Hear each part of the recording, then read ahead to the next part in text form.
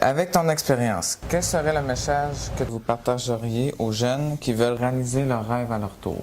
De ne pas avoir peur de rêver.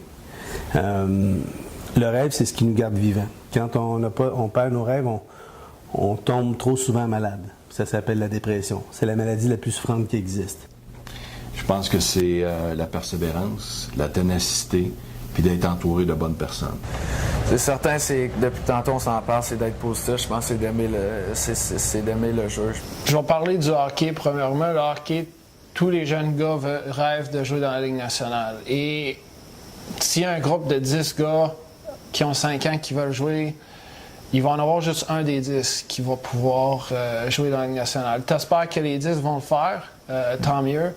Mais c'est celui qui met plus d'éthique de travail, qui travaille plus fort, je veux dire, qui pratique plus que les autres.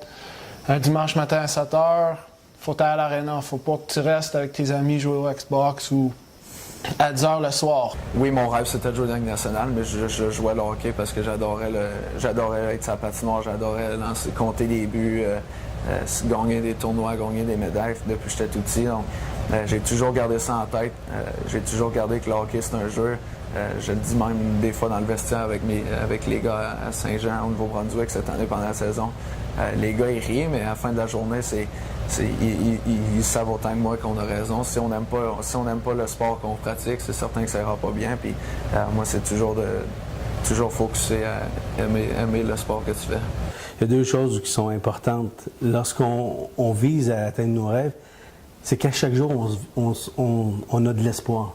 Tu sais, quand tu étais plus jeune, là, puis tu demandais des cadeaux de Noël à tes parents, tu avais plus hâte du moment où tu rêvais d'avoir ton cadeau qu'au moment où tu l'a donné.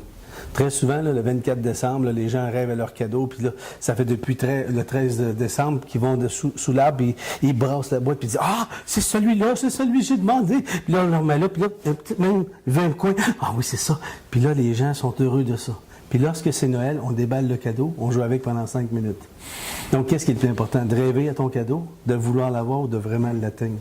Le plus important, c'est le rêve. Tu peux pas réaliser de beaux projets seul. Tu peux avoir des belles idées, tu peux avoir des belles initiatives, des beaux projets, mais ça te prend un bon entourage, des personnes de qualité, des personnes qui ont la passion, qui vont croire aux idées puis qui vont aller de l'avant avec ces projets-là.